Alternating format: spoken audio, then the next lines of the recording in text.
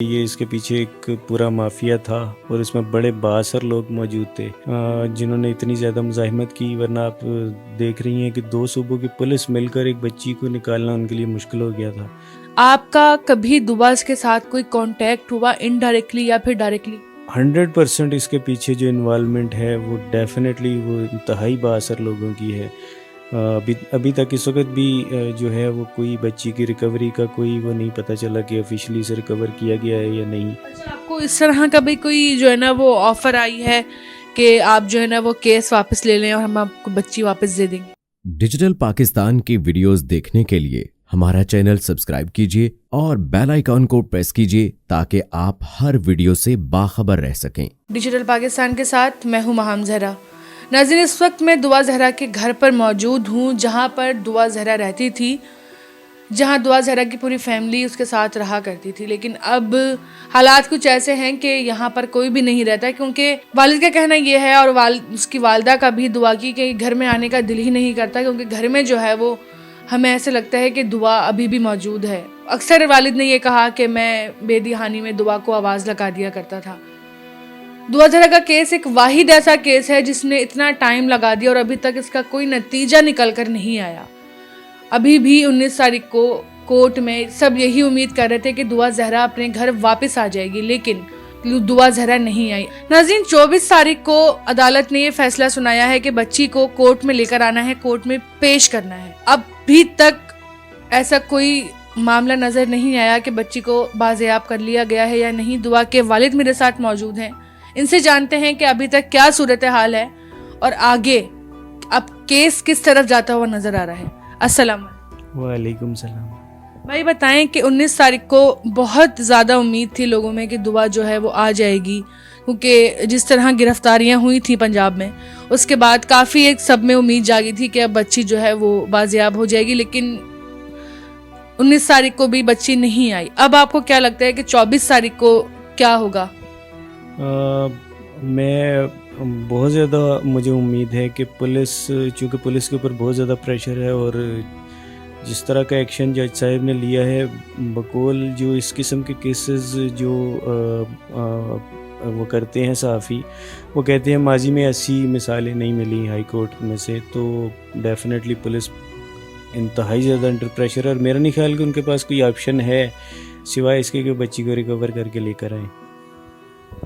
उस गैंग के बारे में क्या जो है ना अब तक आपके पास मालूमात पहुंची है कि वो जो गैंग है उसके जो है ना वो कितना ज़्यादा फैला हुआ है, और वो कुछ उसके बारे में इंफॉर्मेशन जो आपको अब तक पता चली हो पुलिस के ज़रिए? मेरे पास इंफॉर्मेशन तो काफ़ी है, अनफॉर्चुनेटली मीडिया पे उसे मैं डिस्कवर अभी नहीं कर सकता, डिस्क्लोज़, लेकिन ये मैं आपको सर्टिफाई करता हूँ कि ये इसके पीछे एक पूरा माफिया था और इसमें बड़े बाअसर लोग मौजूद थे, अभी भी हैं, जिन्होंने इतनी ज़्यादा मुज़ाहिमत की, वरना आप देख रही हैं कि 2 सूबों की पुलिस मिलकर एक बच्ची को निकालना उनके लिए मुश्किल हो गया था।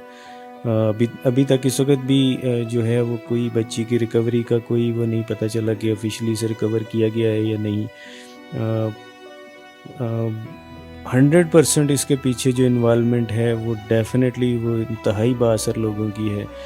तो हमारी बल्कि पुलिस की पूरी कोशिश है कि बच्ची को रिकवर किया जा सके। मैं जो है वो उम्मीद लगाए बैठा हूँ कि 24 को बच्ची को अदालत में पेश किया जाएगा।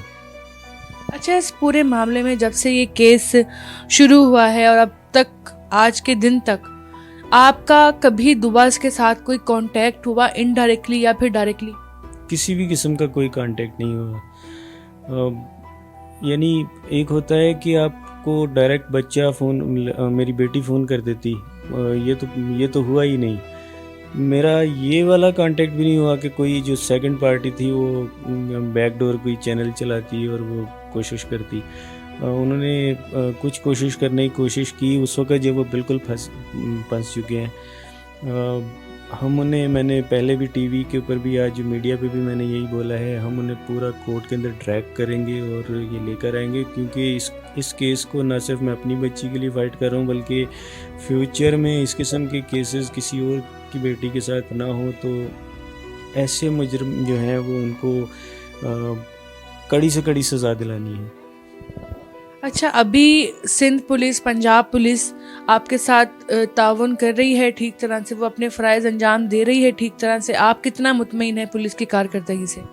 देखिए, सिंध पुलिस मेरे साथ वो तो भरपूर उन्होंने कोशिश की है, नो डाउट मुझे उनकी कोशिशों पे शक नहीं है। अनफॉर्चुनेटली जो इस सारी कोशिशों का जो मेन टारगेट है वो मेरी बेटी है, असल में तो उसे रिकवर करना है।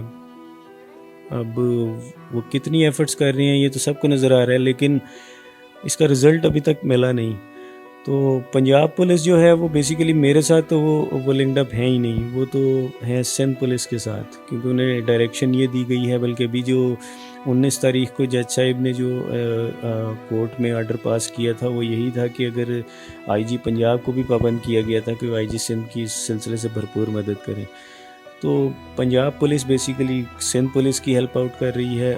सिंध पुलिस में से एसएसपी साहिब और आईओ साहिब वो मुझे भी मेरे साथ डायरेक्ट हैं, लेकिन अभी तक मुझे बच्ची की कोई हौसला अफजा न्यूज़ आई नहीं। अच्छा, दुआ ज़हरा के जो लास्ट वीडियो बयान आया था उसमें कुछ ऐसी बातें दुआ की तरफ से की गई थी जो कि जिनका कोई सर पैर नहीं था और जो बिल्कुल एक बचकाना चीज़ थी। उस वीडियो बयान के बाद ये सबको अंदाज़ा हो गया था कि 19 तारीख को अब काफ़ी चांसेस हैं कि दुआ कोर्ट में ना आए। अभी तक तो दूसरा कोई वीडियो बयान दुआ का सामने नहीं आया। अब 24 तारीख को जो है वो कोर्ट ने फैसला सुनाया हुआ है कि दुआ को बच्ची को लेकर आए। क्या लगता है कि आपको 24 तारीख को बच्ची को लेकर आएंगे या फिर कोई वीडियो बयान नया सामने आ जाए? बिल्कुल पार्ट 3 किसी भी वक्त आ सकता है, क्योंकि हमेशा इसके जितने भी पार्ट्स आए हैं वो तभी आए हैं जब उनके पास कोर्ट की हियरिंग उनके बिल्कुल सर के ऊपर होती थी और वो कोर्ट की हियरिंग से बचना चाहते थे। तो अभी भी वो ऐसी कोई चीप शॉट खेल सकते हैं जब जाहिर सी बात है बच्ची जब उनके अंडर इन्फ्लुएंस और अंडर प्रेशर है, उनके कब्ज़े में है, तो वो बच्ची से तो कोई भी स्टेटमेंट ले सकते हैं। उन स्टेटमेंट्स की मैं पहले भी कहता रहा हूँ कोई वर्थ नहीं है, वर्थ वो होगी जो वो स्टेटमेंट जाके कोर्ट के अंदर देगी। तो चूँकि उन्हें पता है कोर्ट में उनका एक केस था 18 तारीख को, उन्होंने वहाँ पे एविडेंस लेके जाना था 18 मई को, जिसके पिटिशनर वो खुद थे।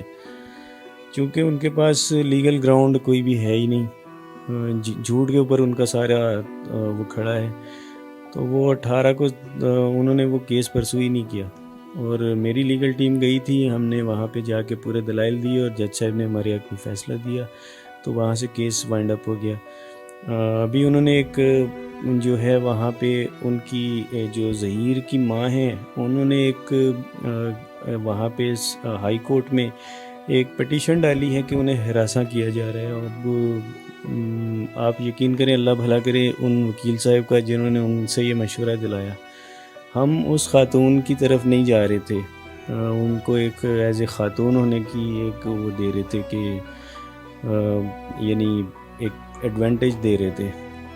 अब उन्होंने उस खातून को भी इसके अंदर घसीट के उनको भी पार्टी बना दिया। ज़हीर की सगी माँ है बज़ाहिर, तो अब वो खातून भी इसमें घसीटी जाएगी।